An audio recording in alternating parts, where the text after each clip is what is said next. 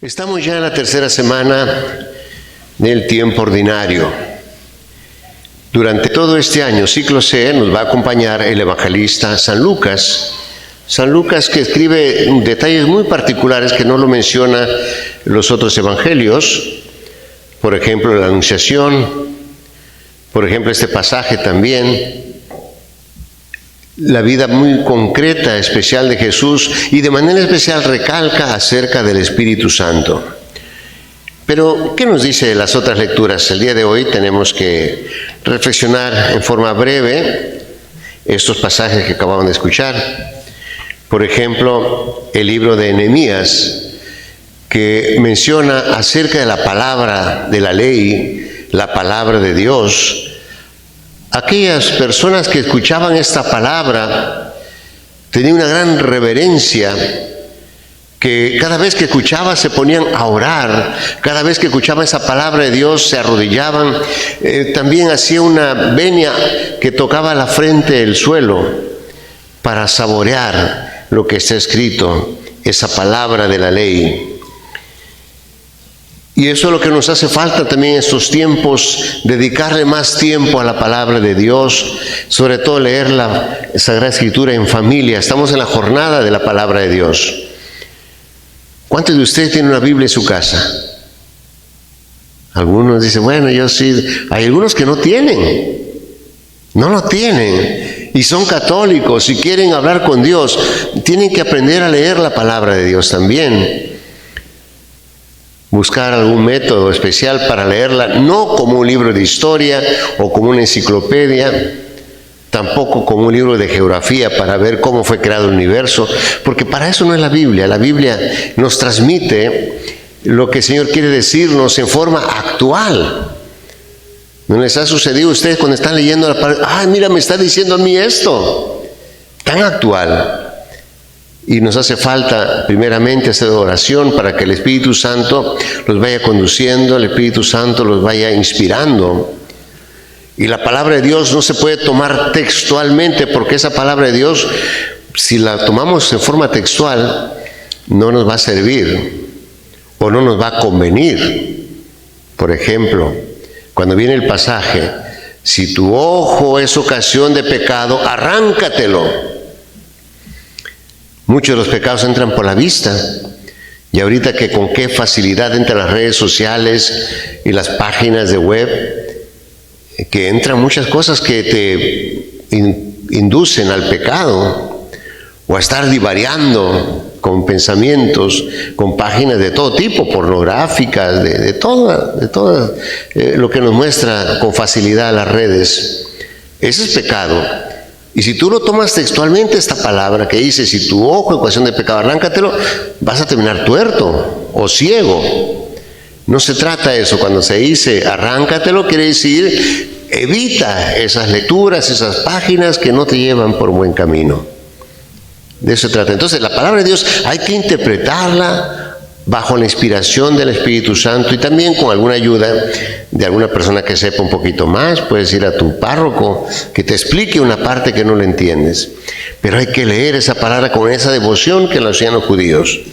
Y hoy que estamos esta semana de la jornada de la unión de todos los cristianos, la palabra de Dios ese día, en esta primera carta de San Pablo a los Corintios, nos habla que todos somos uno, porque todos nosotros somos judíos o no judíos, esclavos o libres, hemos sido bautizados en un mismo espíritu para formar un solo cuerpo, y todos se nos ha dado a beber del mismo espíritu.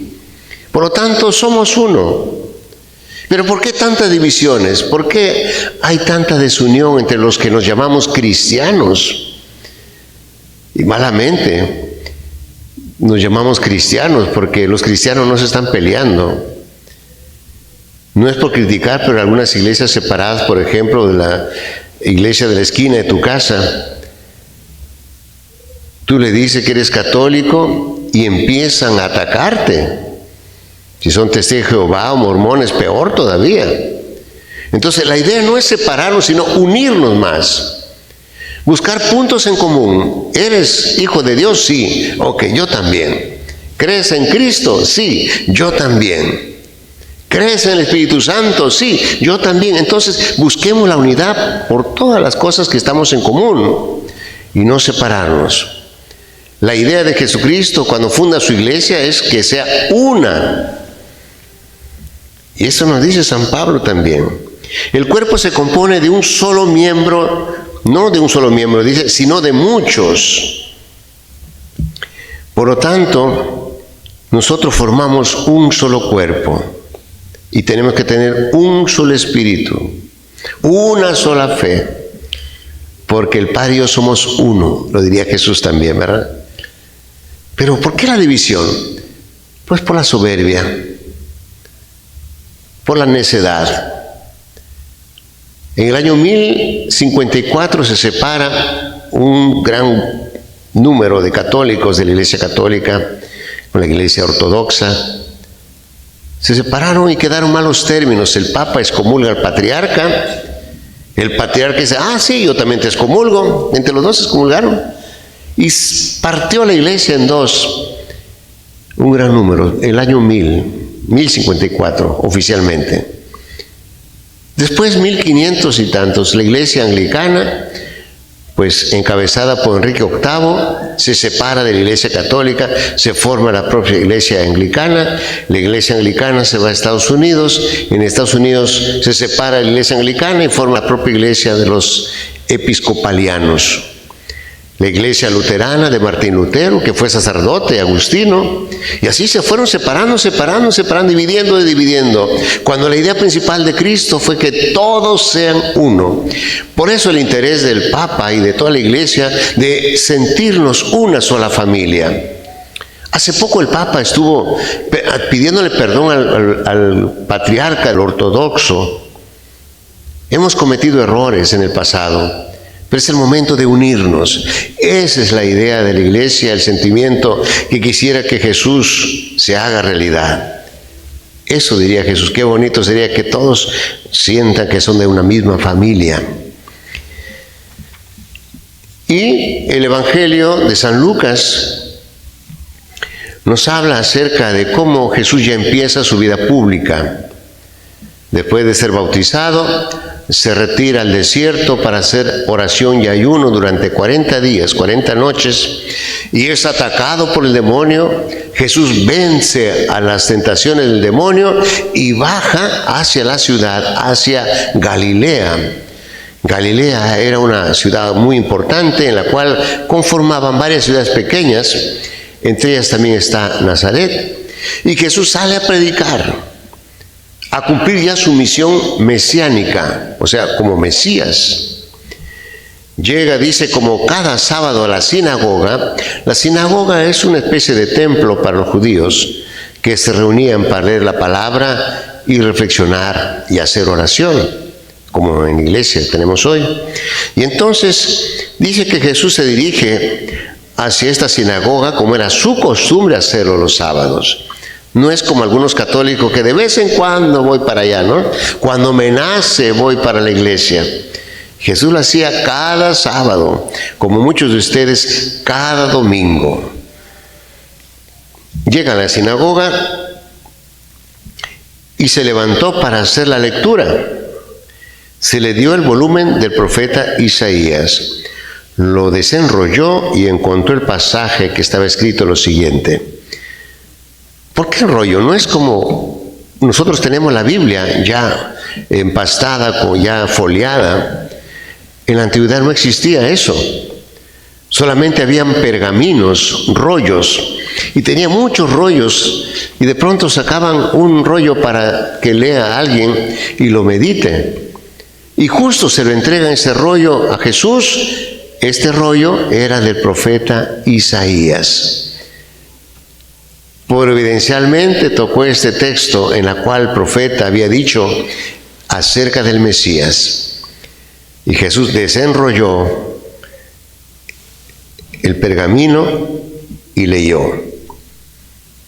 El Espíritu del Señor está sobre mí, porque me ha ungido para llevar la buena nueva a los pobres, para anunciar la liberación a los cautivos y la curación a los ciegos, para dar la libertad a los oprimidos y proclamar el año de gracia del Señor. Terminó de leer este texto, enrolla el pergamino, se lo regresa al encargado y todos los asistentes estaban con la mirada fija en Jesús a ver qué dice, a ver cuál es su predicación ahora. Entonces comenzó a hablar Jesús diciendo: hoy mismo se ha cumplido este pasaje de la Escritura que acaban de oír. Habla del Mesías, y Jesús es el Mesías. Algunos lo aprobaron, otros sorprendieron, pero ¿cómo es el Chuy que siempre está con nosotros? Mira, el papá es carpintero, él también es carpintero. Ya lo conocían, pero no sabían que era el Mesías. Jesús se presenta como el Mesías. Aquí empieza su vida pública Jesús como el Mesías.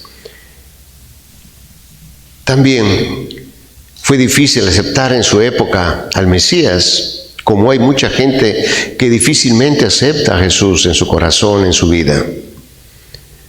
Los judíos no lo aceptaron hasta la fecha. Ellos siguen esperando al Mesías todavía. Para ellos todavía no ha llegado, no sé hasta cuándo, ¿verdad?